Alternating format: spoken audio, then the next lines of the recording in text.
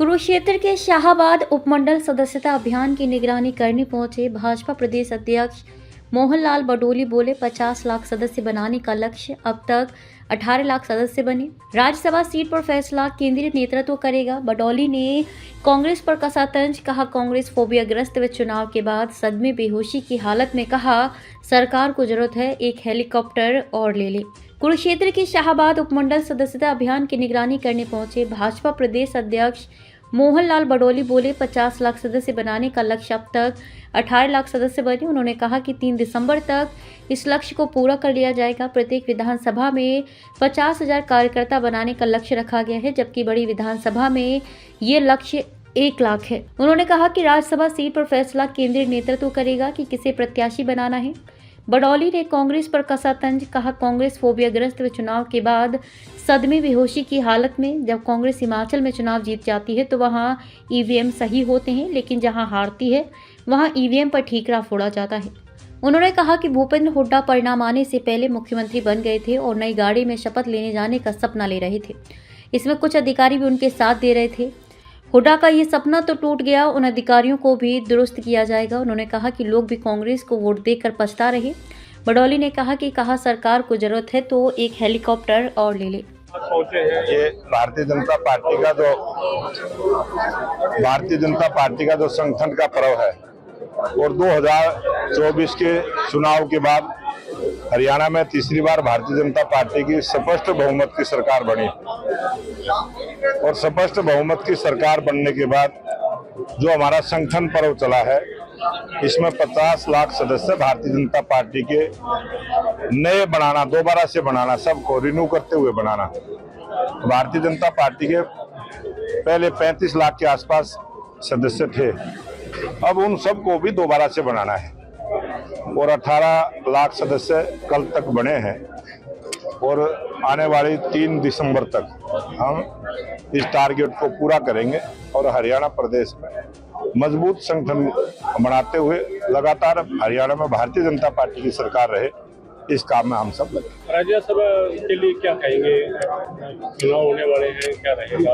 वो हमारा राष्ट्रीय नेतृत्व फैसला करता है और जो भी डेट है जब किसको ये जिम्मेवारी मिलेगी, ये हमारा राष्ट्रीय नेतृत्व फैसला करेगा। कांग्रेस पार्टी लगातार ईवीएम पर उठा रही है, महाराष्ट्र को लेकर के भी वही बार-बार एक बात आ रही है कि कांग्रेस पार्टी को फोबिया हो गया है। जब वो चुनाव हारते हैं तो वो बेहोशी की हालत में बड़बड़ाते हैं और अनाप शनाप बयानबाजी करते हैं। अभी जब चुनाव हिमाचल में हुए थे तब तो ईवीएम ठीक थी, जहां कांग्रेस जीतती है वहां ईवीएम ठीक होती है, जहां वो हारती है वहां खराब होती है। ये उनका अपना फार्मूला है। वो इस प्रकार के बेबुनियाद आरोप लगाना और बगैर समझदारी के बोलना, व्यवस्था पे, ठीक व्यवस्था पे भी प्रश्न चिन्ह लगाना, ये उनकी आदत बन गई है और उस आदत का ये परिणाम है। और अभी जैसे पत्रकार भाई ने पूछा, हेलीकॉप्टर पुराना हो गया था, वो कांग्रेस के राज में ही खरीदा गया था। फिर तो वो पहले ये बताया कि उन्होंने जो खरीदा था वो उन्होंने ठीक खरीदा था, गलत खरीदा था, वो पुराना हो गया और कोई चीज नहीं आ जाए। और भूपेंद्र हुड्डा की तो बहुत सारी कलाकारियां हुई, जो जिस प्रकार से एग्जिट पोल ने सर्वे दिखाए थे, इस प्रकार से बहुत सारे अधिकारियों के दिमाग घूम गए थे।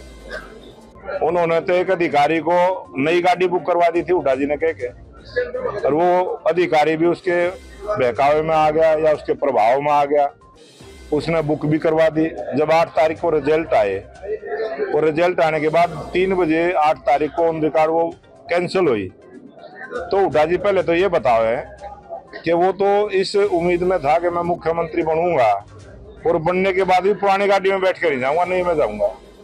ये तो हमारे लोकप्रिय मुख्यमंत्री नायब सिंह सैनी जी जिस सादगी के साथ सरकार को चलाने का काम कर रहे हैं और जिस भावना के साथ जनता की सेवा कर रहे हैं, जो संकल्प पत्र में जो बात कही थी उनको पूरा कर रहे हैं, चाहे रोजगार देने की बात हो, चाहे गरीब आदमी के इलाज की बात हो, चाहे गरीब लोगों को मालिकाना हक देने की बात हो, बहुत सारी योजनाएं वो ऐसी बना रहे हैं।